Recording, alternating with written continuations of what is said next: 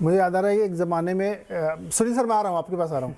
SBI आप याद करिए, आज से 2-3 साल पहले worst is behind us her quarter में बोलते थे वो, मुझे बहुत अच्छा लगता था वो। क्या गजब का स्टेटमेंट था। और देखिए फाइनली वो वर्स्ट चला ही गया ना, हो गया, फाइनली हो गया। सुनील सर आप बताइए, आप क्या कहना चाह रहे हैं?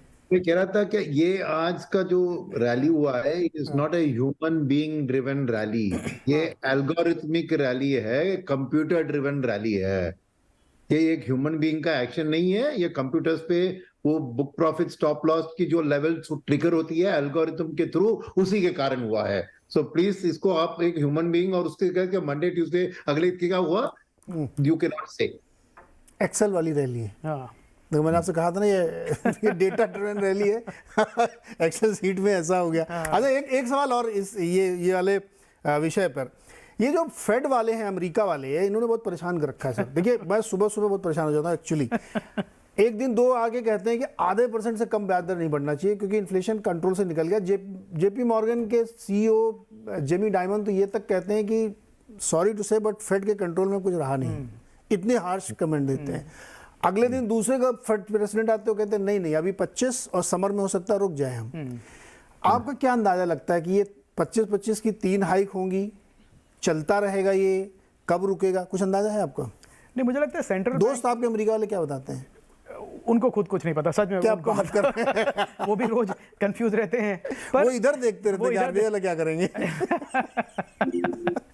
नहीं, पर नीरज जी इसमें ये एक्चुअली बड़ा डिफिकल्ट इशू है क्योंकि एक तरफ से क्या होता है, सेंट्रल बैंक जो है वो ये कभी नहीं कहेंगे कि हम रेट कम करने वाले हैं या गिराने वाले हैं, क्योंकि उनको ये तो खुला लाइसेंस मिल जाएगा लोगों को कि आप रिस्क एसेट्स हैं लीजिए। जो आके वो ये बताते हैं 25-50, वो जो मार्केट को एकदम हिला देते हैं रोज, उनको ये नहीं लगता इतनी सेंसिटिव इन्फॉर्मेशन में क्यों बोल रहा हूँ। हाँ, तो ये लोग जो कहते हैं कि 25 वो बॉटम नहीं बनने देते, और जो कहते हैं 50 वाले हैं वो हाई को, तो वो एक रेंज में चलता रहता है मार्केट। तो मुझे लगता है कि एक कॉन्ट्राडिक्टरी डेटा बहुत आता है, हर दिन आप देखिए, आप एक ही न्यूज़पेपर पढ़ लीजिए, उसमें एक जॉब डेटा अच्छा आया, फिर अगले हफ्ते नहीं आया, फिर कंज्यूमर प्राइस इंडेक्स बढ़ गया, अगले हफ्ते गिर गया। तो इतना कॉन्ट्रडिक्शन है कि फेड के पास भी फ्रैंकली कंक्लूसिवली कहना कि ये इन्फ्लेशन की जो वॉर है हमने जीत ली है, कहना बहुत मुश्किल है, किसी के लिए भी कहना बहुत मुश्किल है। तो सब आगे देख के सोच रहे हैं कि अब कंज्यूमर का क्या बिहेवियर होगा, जो हमने प्राइसेस इतने बढ़ाए, इंटरेस्ट रेट बढ़ाया, उससे डिमांड कम हुई क्या, मतलब इन्फ्लेशनरी प्रेशर कम हुआ क्या, लोग कम घर ले रहे हैं, घरों के प्राइस गिर रहे हैं, गाड़ियाँ कम बिक रही हैं, कमोडिटी प्राइसेस कम हो गए हैं। तो ट्रेड वेलोसिटी इस समय वर्ल्ड में इतनी ज़्यादा है पोस्ट कोविड की, वो नहीं हो पा रहा है। मतलब अभी भी डिमांड है, कंज्यूमर डिमांड हर जगह, specially Asian markets, emerging market में अच्छी डिमांड है। तो उसकी वजह से मुझे फ्रैंकली लगता है कि ये फेड की जो लड़ाई लड़ रहा है वो एक्चुअली एक लड़ाई भी है। मुझे लगता है कि ये अपनी तरफ से कोशिश कर रहे हैं, अपनी जो गोलियां चला रहे, पर उससे जो रियल वर्ल्ड है उसको कोई इतना फर्क नहीं पड़ने वाला। तो लोग, मुझे लगता है एक पॉइंट के बाद बहुत बोर हो जाएंगे इस बात से कि कितना फेड को हम रोज देखें और कितना इसको एनालाइज करें और क्या करें, और फिर दूसरे डेटा पॉइंट्स को देखेंगे। और मुझे ये भी नहीं लगता कि फेड इस तरह से रेट बढ़ाएगा कि वो किसी भी इकोनॉमी को एकदम डिप्रेशन में डाल दिया, रिसेशन में डाल दे, उसका वो भी मैंडेट नहीं है। क्योंकि यूएस में भी इलेक्शन होने वाले हैं, ये नहीं कि इंडिया में भी इलेक्शन होने, और वहाँ पे तो बाकी काफ़ी ज़्यादा डिवाइसिव पॉलिटिकल सिचुएशन है अभी। तो उसकी वजह से जो फेड के भी एक हाथ बंधे भी हुए हैं, तो वो बोल कुछ रहे हैं पर कर कुछ ज़्यादा नहीं रहे हैं। तो मुझे लगता है वहाँ पे एक स्टैंडर्ड स्ट्रेट लाइन चलेगा, पर उससे ज़्यादा मुझे नहीं लगता कि मुझे लगता है कि फेड का ये जो डिस्कशन है यही काफ़ी रिडंडेंट हो जाएगा 3 महीने में, कि वो क्या करने वाले हैं। लोग सुनना बंद कर देंगे। सुदीप सर, आप रोज सुबह उठ के देखते हैं फेड वालों की क्या कमेंट्री आई? नीरज जी, उपाय नहीं है, देखना पड़ता है। हाँ। और देखिए, मैं तो ये मानता हूँ Fed will be very relevant. और जो आप लोग कह रहे हैं वो बिल्कुल सही है, किसी को कुछ मालूम नहीं है आज के दिन में। वो भी डेटा पे डिपेंड करते हैं, जैसे डेटा आता है वैसे उनको रिएक्ट करना पड़ता है। अब बात यह है कि यूएस में इतना रेट बढ़ाने के बावजूद जो आंकड़े आ रहे हैं, इकोनॉमी, रियल इकोनॉमी के जो आंकड़े आ रहे हैं वो तगड़ा है। तो उम्मीद ये किया जा रहा था कि अनएम्प्लॉयमेंट बढ़ेगा, प्राइसेस कम हो जाएंगे, बट नहीं हो रहा है। और एक बड़ी बात है कि पहले जब इन्फ्लेशन का मुद्दा चालू हुआ था तब सब लोग कह रहे थे कि सप्लाई साइड ड्रिवन इन्फ्लेशन है, डिमांड ड्रिवन नहीं है। पर अभी तो वो सप्लाई वाला इशू है ही नहीं। अब तो जो भी इन्फ्लेशन यूएस में देखने को मिल रहा है वो सप्लाई डिमांड ड्रिवन इन्फ्लेशन है। और ये डिमांड ड्रिवन इन्फ्लेशन कम करने के लिए फेड के पास ब्याज दर बढ़ाने के अलावा कोई रास्ता ही नहीं है। तो उनको तो जब तक इन्फ्लेशन कब्जे में नहीं आएगा, इन्फ्लेशन का ट्रेजेक्टरी चेंज नहीं होगा, और ट्रेजेक्टरी चेंज डिसाइसिवली, जब तक डिसाइसिवली चेंज नहीं होगा, उनको इंटरेस्ट रेट बढ़ाना पड़ेगा। अब बात रही इक्विटी मार्केट की, अगर यूएस इंटरेस्ट रेट कंटिन्यूअसली बढ़ता रहे तो ऑब्वियसली जो मूड एफआईआईज और निवेशक का मूड रिस्क अवर्स होगा। अगर आपको रिस्क फ्री रिटर्न अच्छा मिल रहा है यूएस जैसा मार्केट में, आप क्यों इमर्जिंग मार्केट में रिस्क लोगे सिमिलर और थोड़ा मार्जिनली बेटर रिटर्न के लिए? तो obviously equity market, emerging market, India जैसा इमर्जिंग मार्केट इक्विटी पे दबाव आएगा। हम लोग कुछ भी कहे, अगर एफआईआईज का निवेश नहीं आए या नेगेटिव हो जाए कुछ देर तक, तो दबाव तो जरूर रहेगा। बिल्कुल सही है। कितना बढ़ेगा? हम लोगों का जो उम्मीद है, जो ज्यादातर एनालिस्ट बिलीव करते हैं कि 50 से 75 बेसिस पॉइंट मार्च, मई और जुलाई 3 पॉलिसी के अंदर बढ़ेगा। अब वहां पे रुकेगा provided inflation starts coming down. बिल्कुल सही कहा सर आपने। दर्शकों जानकारी लिए बताऊं कि जो स्वैप्स मार्केट है, ओटीसी और द काउंटर पे जो डेट इंस्ट्रूमेंट ट्रेड हो रहे हैं, उसमें 6% तक की ट्रेडिंग हो रही है। और ये दिखाता है कि देखिए बॉन्ड मार्केट बहुत बड़ा और बहुत मैच्योर है दुनिया का, इक्विटी से मल्टीपल टाइम्स बड़ा है वो, और उनका जो मूव होता है ना, वो एक लीनियर होता है और बहुत सेंसिबल मूव होता है, इसलिए उसको लोग फॉलो करते हैं।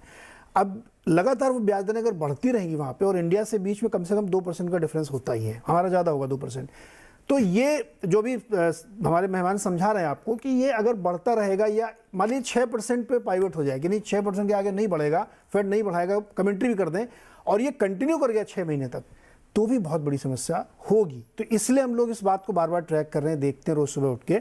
और 22 मार्च ध्यान रखिएगा, उस दिन रात 11 बजे फैसला होना है कि कितना बढ़ेगा, क्योंकि उसका असर हमको अगले दिन पता चलेगा।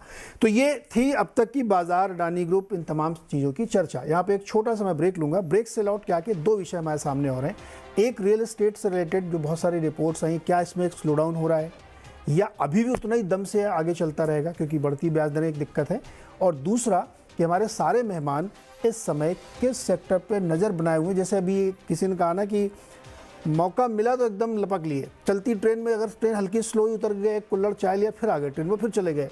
तो ये जो तरीका है, इसमें कुछ नज़र है कहीं पे किसी की नहीं? ब्रेक के बाद इससे बातचीत होगी।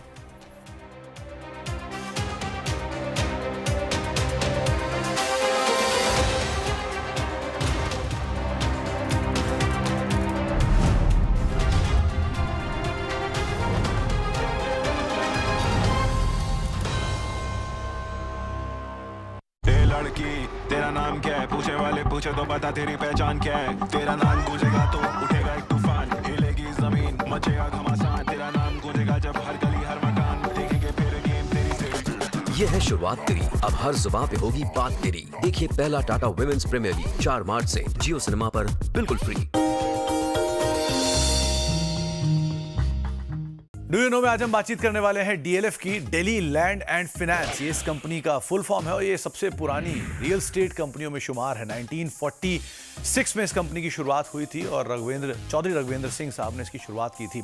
कुछ इंटरेस्टिंग फैक्ट ये भी है कि दिल्ली में जो बहुत ही प्रोमिनेंट एरियाज हैं, जैसे कि ग्रेटर कैलाश, हौस खास, साउथ टेक्स, शिवाजी पार्क, ये कुछ ऐसे एरियाज हैं जिनको डीएलएफ ने ही डेवलप किया था। और कुछ और इंटरेस्टिंग फैक्ट्स में, कंपनी का आईपीओ आया था 2007 में और उस समय का सबसे बड़ा आईपीओ के तौर पे शुमार था।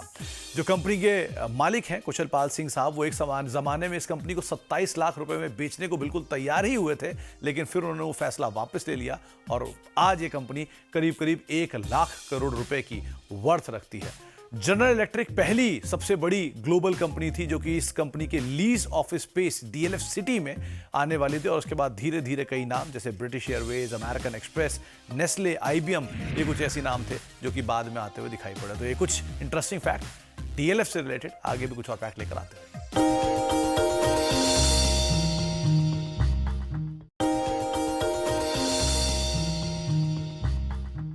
डू यू नो में आज हम बातचीत करेंगे एक मेगा फुटवेयर कंपनी के बारे में, यानी कि बाटा के बारे में। बहुत ही इंटरेस्टिंग फैक्ट ये है कि ज़्यादातर लोग ये बात जानते हैं कि बाटा शायद इंडियन ब्रांड है, लेकिन एक्चुअल में वो इंडियन ब्रांड नहीं है। वो एक चेकोस्लोवाकिया बेस्ड कंपनी है जिसकी इंडियन सब्सिडरी इंडिया में लिस्टेड भी है। बाटा से रिलेटेड कुछ और इंपॉर्टेंट फैक्ट्स, ये थॉमस बाटा ने शुरू की थी, 130 साल पुरानी कंपनी है जिसकी एग्जिस्टेंस इंडिया में आप देख रहे हैं। दरअसल इस कंपनी की शुरुआत हुई थी जब एक बारी थॉमस बाटा साहब इंडिया में आए थे अपना रॉ मटेरियल सोर्स करने के लिए। इसमें रबर, लेदर जैसी कुछ चीज़ें थी जिसको वो सोर्स करने के लिए इंडिया आए थे और यहाँ पर उन्होंने एक बड़े जत्थे को बिना फुटवेयर के इंडिया में देखा था। तो उनको एक आइडिया आया कि यहाँ पर भी बड़ी मार्केट कैप्चर की जा सकती है, जो कि उन्होंने कैप्चर की भी और आज देश की दूसरी सबसे बड़ी कंपनी के तौर पे बाटा शुमार भी है। तो बाटा से रिलेटेड कुछ फैक्ट्स आपके सामने, आगे भी कुछ और फैक्ट्स आपके लिए लेकर आते रहेंगे। डू यू नो में आज हम बातचीत करने वाले हैं दुनिया की सबसे बड़ी कंपनियों में शुमार एप्पल की। दरअसल एप्पल जो कि हर घर में जाना हुआ नाम है, उससे रिलेटेड कुछ इंटरेस्टिंग फैक्ट्स आपके सामने रखते हैं। एप्पल जो कि दुनिया की सबसे बड़ी कंपनियों में शुमार है, एक समय पर यानी करीब करीब 26